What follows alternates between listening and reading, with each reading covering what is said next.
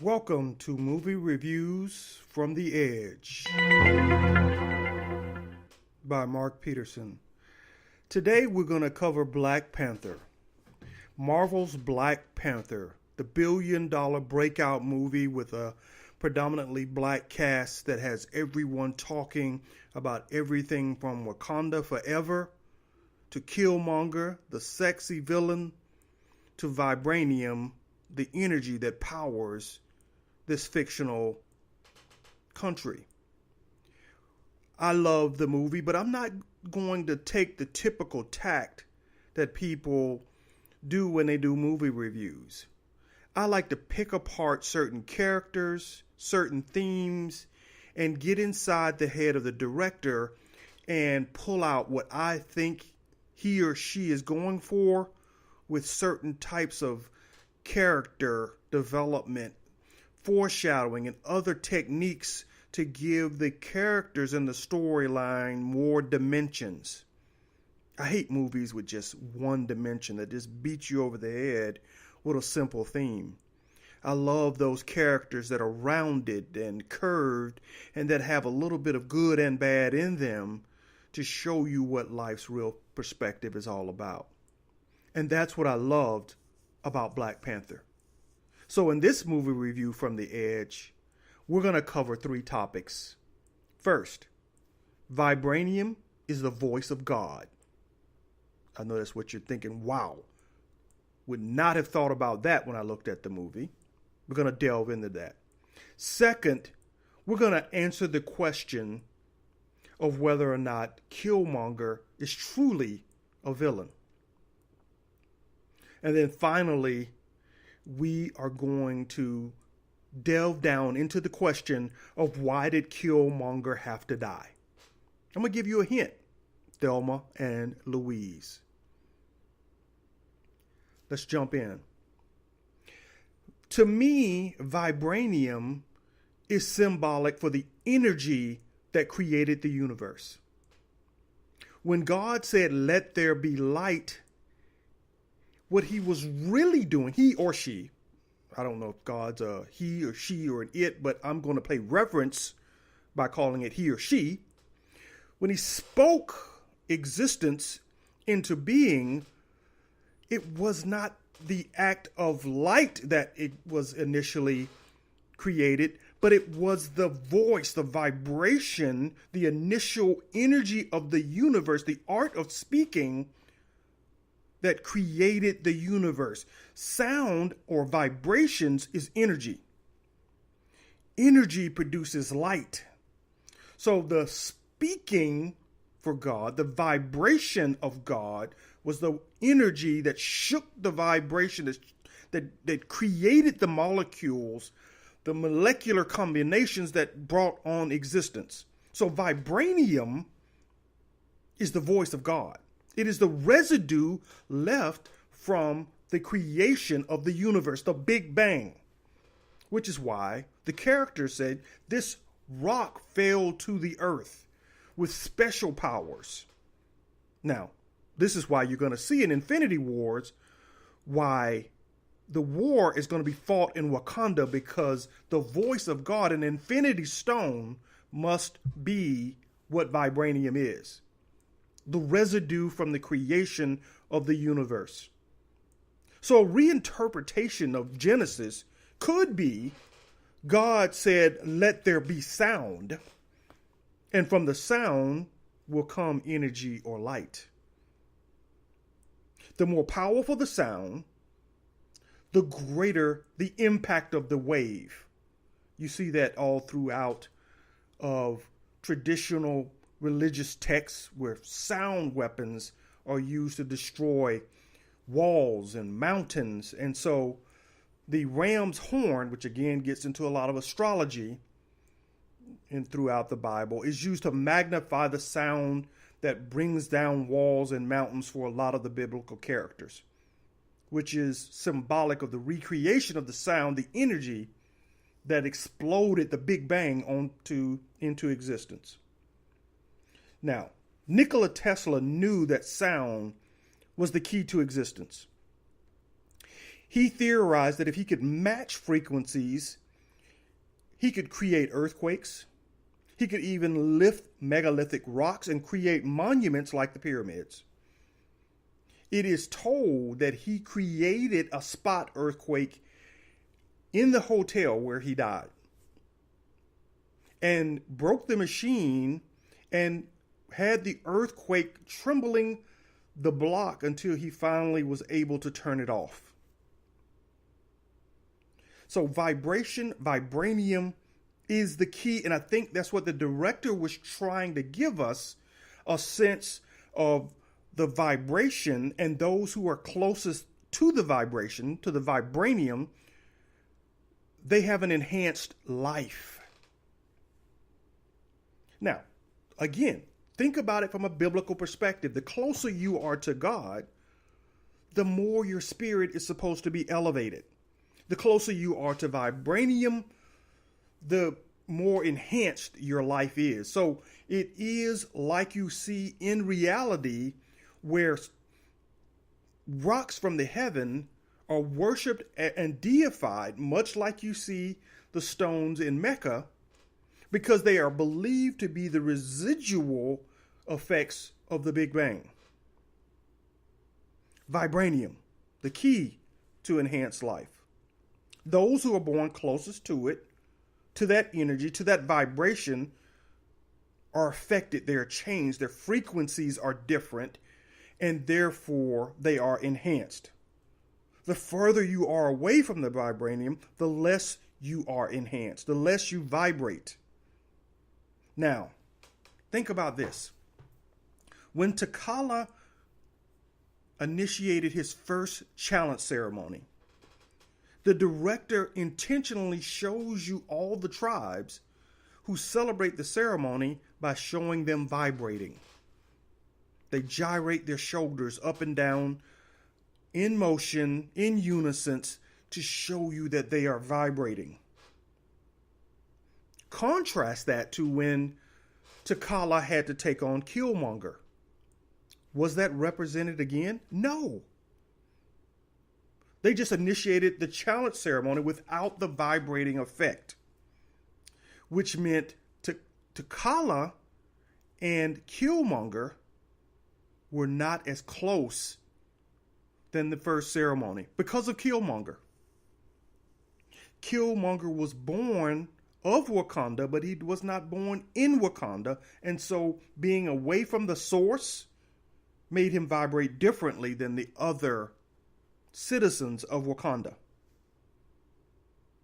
Even when Mabuku of the Jahari tribe came in to challenge, you notice that their rhythm was different than the Wakandans, and they came in after the ceremony. They lived up in the mountains close to Wakanda, but they were not above the sacred rock. So they didn't vibrate like the Wakandans, nor did Killmonger. To bring this back all the way around into a more realistic perspective, there are tribes in Africa. The Kong Bushmen of the Kalahari Desert are known to be firewalkers from the existence of their tribe. A Harvard anthropologist, Mr. Katz from Harvard, reported when he studied the tribe that the Kong tribe used fire to accelerate their energy, to speed up their energy, their vibrations. And when their vibrations reached the boiling point, as described to him by the tribe, they could walk, dance, roll around in, and rub hot coals all over their body without getting burned. Wild. Some believe that because of the strength of their DNA, being born where existence on this planet began, that these people, the Kong tribe, and their Kia, their healing power, made them impervious to these elements. Like Black Panther, they must have had an energy that vibrated them different from everyone else, that gives them the ability to literally walk on fire. what that would lead you to believe is that corrupted DNA, those not born close or on the source, could not withstand this type of pressure. So vibranium is a central element. It is a universal element. And at this point, because of what it is, a vibration, it is the voice of God. It is the physical manifestation of God's voice, the residue of the Big Bang, which is what makes the Wakandan tribe unique. I found that very special in the movie. I think it's what makes it unique about the storyline, and I long to see Infinity Wars to see that theme pull through. Let's talk about Killmonger, because he was probably the real winner from this movie, because so many people loved the movie and loved what he had to offer in terms of a character. I was interested to see how the mainstream press would relate to him. And as I thought, they would relate it to him as a super villain. To which I laughed. He's not a super villain. He's not even a villain. To me, you got to look at Killmonger as a Malcolm X figure. He's a foil to Martin Luther King. As I mentioned earlier, Killmonger grew up away from Wakanda, like Malcolm X, who grew up away from his father, lost his father. And Malcolm X, after losing his father, spent time in prison. In prison, Malcolm X underwent a militant conversion and a radical acceptance of self-pride when he embraced the Nation of Islam. Killmonger describes his time in America in a very similar way as Malcolm X, a prison, physical and mental prison that he had to free himself from. Now, Killmonger, after losing his father, underwent a militant conversion as well. He didn't join the Nation of Islam. He joined the CIA. And that's where the roads diverge in terms of a Malcolm Killmonger comparison. They start to diverge at that point, because Killmonger then begins to understand the might and power of the CIA and how it is used to nation build and nation destroy. And that becomes the guidebook through which Killmonger is created. Now, this is where this is going to get really interesting. Think about Killmonger. He had a kill represented on his body as a raised bump. He had so many of those raised bumps that they covered his entire body. Neck, back, arm, everywhere you could see, there was a raised bump. When you looked at Killmonger from an angle, he looked just like the foam cushions that you see in a recording studio. What are those cushions used for in a recording studio? They're used to muffle sound vibrations. So physically, Killmonger was the anti-Wakanda in the sense of vibrations enhancing and changing all that it's around it. Killmonger was the dampening effect, the opposite effect, because of how he had mutilated his own body. So that conversion, that CIA conversion, made Killmonger the foil, the direct foil of T'Challa. It made sense. In terms of being a villain, though, we have to look at what Killmonger represented.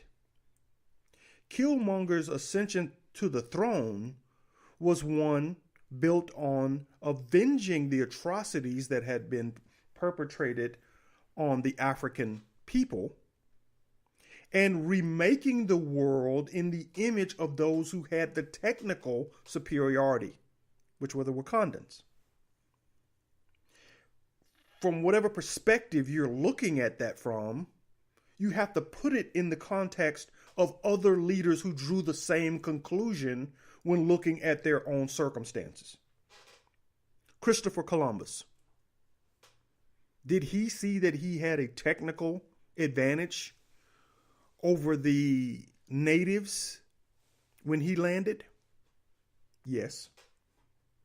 Did he see the advantage in expanding his borders and his culture to this new land? Absolutely. Matter of fact, he believed he was doing God's work. George Washington, another man that started a line of presidents who expanded the United States border from coast to coast. That did not stop them from using the technical advantage and cultural advantage, if you want to put it that way, of displacing every people that was between them as they moved from coast to coast. Celebrated as a hero. Napoleon and others, you could go on and on and on with leaders who are revered for imposing technical and cultural changes on native peoples in order to elevate them, at least from their perspective, to the cultural and technical heights that they represented. Now, if you celebrate George Washington, as you rightfully should, because the U.S. is the greatest power known today in the world, if you celebrate Christopher Columbus, if you celebrate Napoleon, any of these leaders, Hannibal, any of them, Genghis Khan, then he just joins alongside any of them as a leader looking to expand borders and take what he believes to be good to people who don't have it. You look at that and go, wow. Is that really what he was trying to do? Absolutely. He's going to remake the world in his image, with his culture, with his technology. That's why I tell people,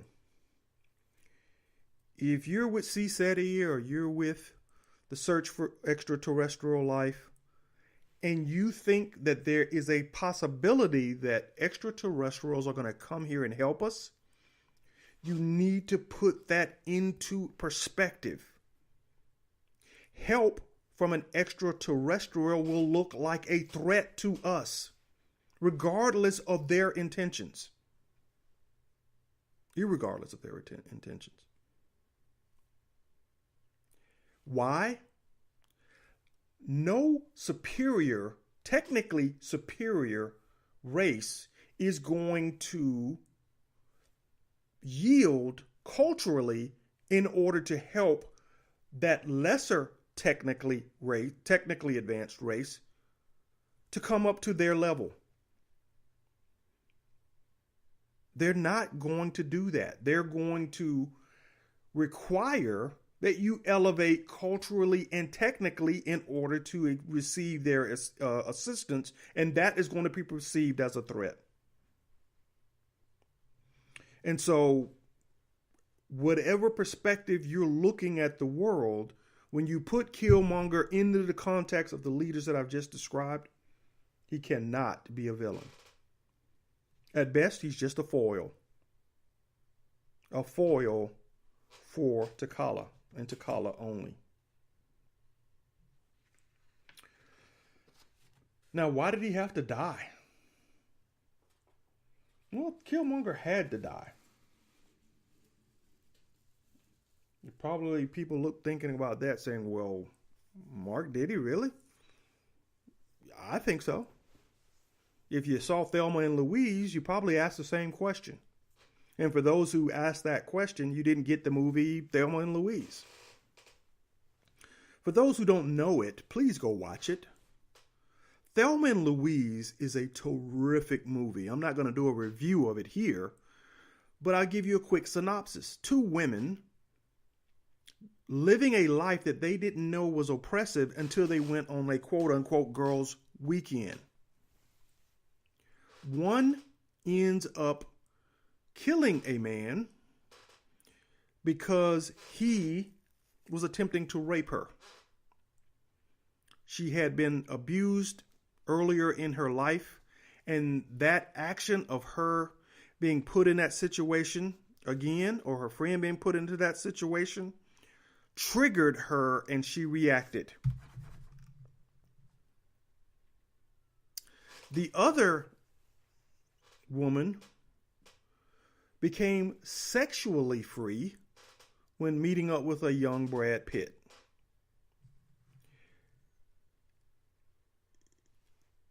The women moved through the movie experiencing more and more personal freedoms to the point where they felt the lives that they were living no longer fit in the box that was their previous life. At the end of the movie, the two characters are sitting on a mountaintop, overlooking a cliff in a convertible. A wall of men are behind them, trying to convince them everything's all right. The murder was self-defense. You don't have to worry about that. You can go back to your previous lives and the world will continue to spin. The women were too big for those previous lives. They were free. They were existentially free. There was only one road forward, and that was off the cliff. Going back to the life they had, knowing what was out there for them, was not an option. It was either off the cliff or nothing. And that's why they drove off. Now, Killmonger in the movie is a lot like Bigger Thomas. Richard Wright's Bigger Thomas. And Bigger Thomas is a character who is living in America's oppressive environment, racially oppressive, and he has dreams of being a pilot but knows he will never achieve those dreams because black people were not afforded those opportunities in his time. But he was given the job of a chauffeur, and for a rich liberal family. And he ended up having to chauffeur around their daughter, an attractive blonde, who had a very liberal boyfriend that wanted Bigger to come and sit with them in restaurants and talk with them in ways that he had never talked with white people before. After dropping him off, Bigger takes the young lady back home, but she's inebriated and unable to get out of the car. So he takes her to her room and she proceeds to try to engage him in physical contact. When there's noise in the house, Bigger becomes frightened and puts the pillow over her face to keep her from making more noise so that the parents won't discover him in her room. Because he knew what that would mean if that ever got out. Unfortunately, he ends up killing her by accident. But no one would believe that. So Bigger decides to cut her head off, put her in the furnace, and try to make an escape. the process of him going through those steps, as gruesome as they were, made Bigger realize I got nothing else to live for, you know? Then he said to himself, wait a minute, I'm already dead. And since I'm dead, I'm going to live. I'm going to do everything that I'd never dreamed of doing because I'm already dead. He became existentially free, radically free. So he went on a crime spree to match no other crime spree because he said, I'm already dead. You can't kill me more than once. So I'm going to do what I want to do now. I'm going to live Bigger Thomas's life now. Killmonger in many ways is Bigger Thomas. He became radically free and he mutilated his body to show you the deaths that made him free. I think symbolically killing his girlfriend in the storyline gave us a bridge to the Bigger Thomas story that Richard Wright tells us in his book. So, Killmonger is moving down the same path that we see for Thelma and Louise. As he experiences the things that he wanted in life, and as he moves down the path to discover the teachings of the CIA, he saw a radical freedom that Bigger Thomas saw. When you're dead, they can't kill you again. And that gives you a certain amount of power to operate outside the rules.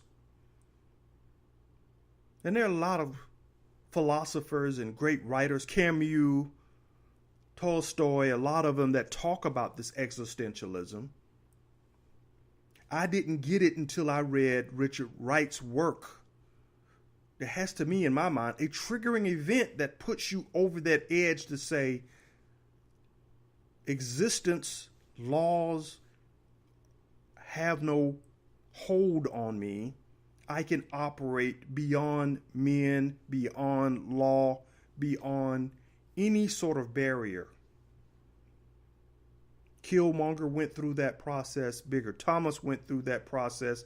Thelma and Louise with the murder in that movie went through that process. Once you jump the shark, you go, what are you talking about? You can't stop me now. I've done it. I've walked through the fire. And now there's no going back. So people ask, why did Killmonger die? Well, he didn't have to.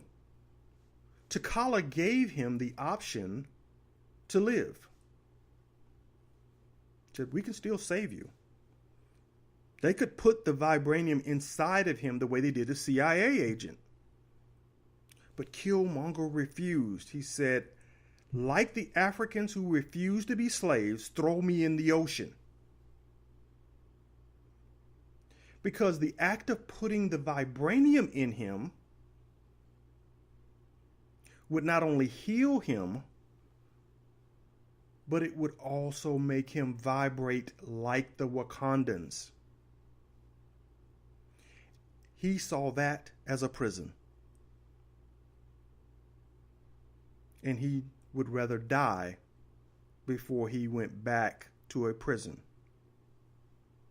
So in the final scene, he makes one request of his first cousin. Let me see the beautiful sunset. And just like Thelma and Louise, who look out over the cliff and look at the wall of men behind them, and look at the lives they had, they realize that those lives no longer fit. And they drove off the cliff. Killmonger came to that same conclusion. He had to die in order for King T'Challa to understand how much of a prison Vibranium had become when they opted to keep it to themselves. So the movie came full circle when King T'Challa, in the final scenes of the movie, are shown in America openly displaying their technology to a group of young boys who were playing on the same basketball court that Killmonger had played on when his father was killed.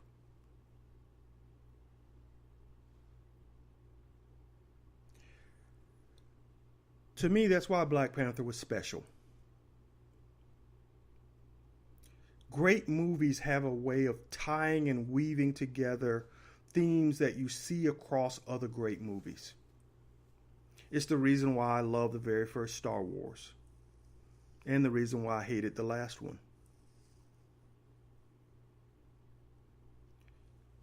Black Panther is a movie for the ages, and I like the fact that they give us the voice of God, a little touch of Thelma and Louise, and a foil that's not a villain to start a dialogue that should have been continued after the death of Martin Luther King and Malcolm X in the black community. Thank you for listening. This has been Movie Reviews from the Edge with Mark Peterson.